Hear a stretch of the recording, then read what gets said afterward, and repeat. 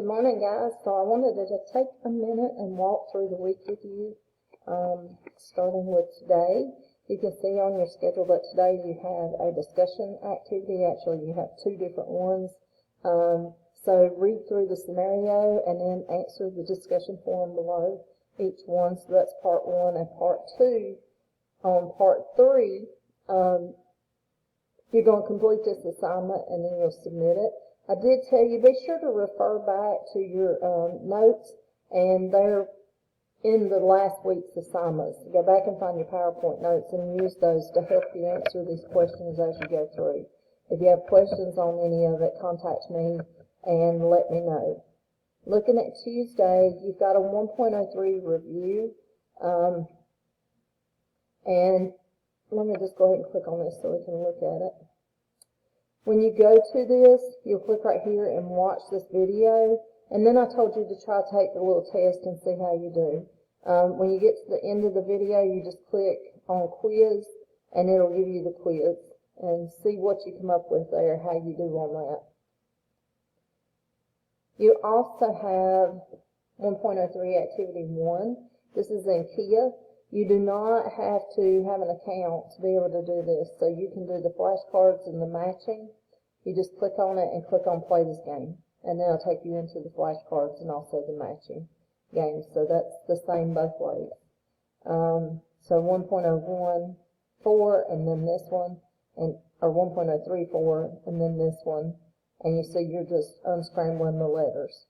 But that'll give you a little bit of review. So the second part of Tuesday is doing your 1.03 formative assessment, and you'll just take that quiz, and you have a couple of different tries on that quiz to get your grade in on that. On Wednesday, now your quiz on Tuesday is just on 1.03. Your actual test, your summative assessment, is on Wednesday, and it covers all of Comp 1, 1.01 through 1.03. You see here that then your learning target is going to change. You should be able to identify and describe the 6 elements of a contract when we're through with this unit, and those elements are offer, acceptance, genuine agreement, capacity, consideration, and legality. And trust me, you're going to know those by the time we get through with this unit. You should also be able to describe and elaborate on the characteristics of a contract. That means, is the contract valid, void, voidable, unenforceable, express, implied, bilateral, unilateral, oral, or written. Those are also things that you're going to know when we finish this up. Now, I say all the time in business law that vocabulary is essential. Like, you have to understand vocabulary. And otherwise, I would not have you go through all these terms. But it's very important that you understand and know what the terms are when you're talking about vocabulary in business law. So your assignment for 2.01 vocabulary is to go through and identify or write definitions, find definitions for all the terms. These are Tier 3 vocabulary terms. So make sure that you're finding terms that are dealing with business law. And I gave you 2 days for that because there are so many terms. So that'll be your Thursday, Friday assignment. Now I want to back up just a little bit because you had an assignment last week. Let me go back here. On the last week in February, it was 1.03, Activity 2 and 3, right here. Your case studies. I want to talk to you about those for just a minute because, let me get it to come up here. When I was going back looking at them, I'm afraid some of you don't understand some of them, so I want to go back and just kind of cover that a little bit. So when you look at these, you went through, you read the scenarios, and then you replied, with whatever it's asking you there. So on the first one, January the 1st, this is looking at 2 males came in with sawed-off shotguns. They entered a grocery store in Raleigh, and it was at approximately 10:30 a.m. They went directly to the SunTrust Bank, and one of the suspects jumped the teller counter and took 2 tellers on duty at gunpoint, forced them into the walk-in safe, which was open due to funds, to a funds delivery earlier. There, they forced the tellers to open the interior safe cage door where they gained access to the bank's cash holdings. And during that time, the second suspect had forced 3 customers at gunpoint to move into the safe also. They took large amounts of cash and they stuffed them in the 4 garbage bags as they were fleeing the bank and the grocery store. A Wake County deputy in uniform was walking in. One suspect fired a shotgun, striking the deputy in the arm and leg and knocking him to the ground. Suspects fled on a motorcycle on New Bern Avenue toward I-440. At approximately 10:56 a.m., the suspects wrecked the motorcycle after a short vehicle pursuit and were apprehended. How many victims are there in the scenario? What crimes were committed by these 2 suspects? And it says be specific as possible and explain your answers. And if possible, who has jurisdiction for this crime? So here's the thing, and what I saw, a lot of you missed, like, how many counts you were looking at in this crime. Your answer should be that there were 5 counts of kidnapping, and that's because they forced 5 victims against their free will to move from one location to another. There's a separate charge that applies for each one of the victims. And when you're looking at jurisdiction, I think from what you can tell here, and it doesn't even tell the answers, but when you're looking at what applies here, it looks like they were in the city in Raleigh, so it should be, I'm not sure they didn't change, it should be local police officers. So like if something happened here in Pilot Mountain within the city limits, Pilot Mountain Police would be the ones that would have jurisdiction there. Alright. Where is it? There we go. Number 2. When you were looking at Manny, he was driving, he was speeding, and so the offense that he's charged with is an infraction. A lot of people miss that one, but it's called an infraction. And basically for a speeding ticket, you're going to go before the judge, go to court, whatever. You might even settle it before you ever get there. And then, they decide if you're going to get a ticket or court costs. A lot of times it depends on how much you're speeding, what that charge will be. All right, number 3 is embezzlement, and most people got that right. Number 4 was contempt of court. So anytime that a judge comes back and he's upset with the way you're acting in court, he can charge you with contempt.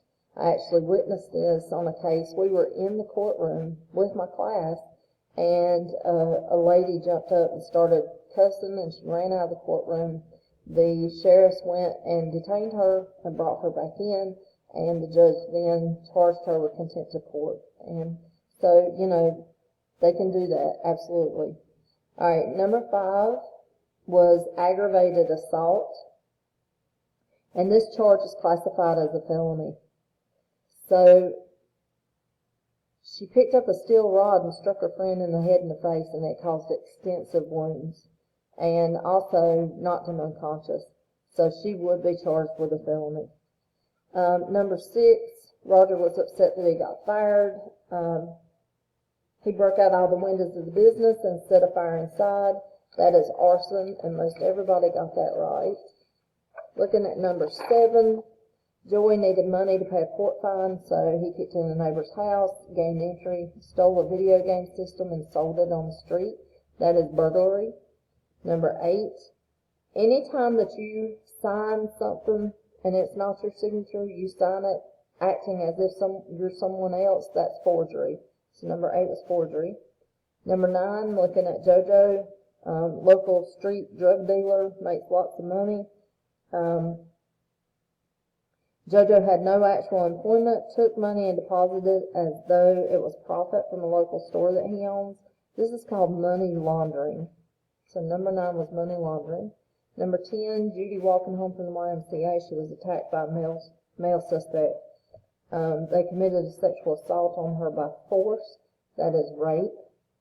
And number 11, you got Delphi, who was upset about a boyfriend breaking up with her. She went and pretty much just destroyed his car because of that, and she will be charged with vandalism. Going back up to number 12, you got Montel. He takes a bike, rides away with it, and the bike is valued at $750. Montel has committed a larceny. Number 13 is talking about a Charlotte police officer that stopped Monica for speeding in excess of 80 miles per hour in a 30-mile-an-hour zone. Monica tried to give the officer $100 to get out of the ticket, and that's considered bribery. Number 14 is aggravated assault, and I think most people got that one. They had grabbed a fireplace poker and struck one of the guys in the head and caused a fracture. So that was aggravated assault. Number 15, the male suspect went into the local convenience store and threatened with a large knife. The clerk gave them what they wanted, and that's considered to be robbery. Number 16 is talking about Mac. He was a witness to an assault in which a man was beaten severely by another man. He's already told the police that he saw the defendant commit the crime. When it goes to court and Mac's sworn in as a witness, he changed his story and said he didn't see anything. Mac has committed perjury. It's when you lie under oath, don't tell the truth, and you can be charged, just like Mac was. Alright, 17, 21-year-old man meets a 14-year-old girl. They have sex. The man has committed statutory rape, and that's because the girl is not of legal age. She's only 14 years old, and the man is over 18. So, number 18, Marcus was angry at Joe for beating up Marcus's brother Ronnie. So Marcus took his gun, went to Joe's house, and when Joe opened the door, Marcus shot Joe 3 times, and then Joe died. This obviously is murder. I don't think anybody missed this one. I think everybody got that one. Number 19, Leonard is arrested for a crime in which the minimum sentence is 5 years in prison and a $2,000 fine, and that type of crime is considered to be a felony. Number 20, an employee that was recently fired from Jody's Ship and Shop returned to the business armed with a handgun. He forced Tracy, the manager, at gunpoint to a rear storage room and tied her hands behind her back and gagged her. This alone is kidnapping. Number 21, Johnny goes into the local Walmart, steals a bottle of wine. That wine was valued at $4.25. He's called, arrested, and because of the type of crime it was, the bottle of wine at $4.25, Johnny actually committed a misdemeanor. So I wanted to kind of go back through those with y'all. I was trying to put comments on your papers in haiku, but because it was a Microsoft Word document, it was not taking my comments. So I just want to make sure that y'all understand all those and what those charges are. And if you have trouble with any of them or don't understand them, please let me know so we can go back to them. As you go through your week this week, let me know if there's anything I can do for you. Send me an email, or we can set up a Google Meet if you need that. I hope you have a great week, and I will see you next time. Bye now.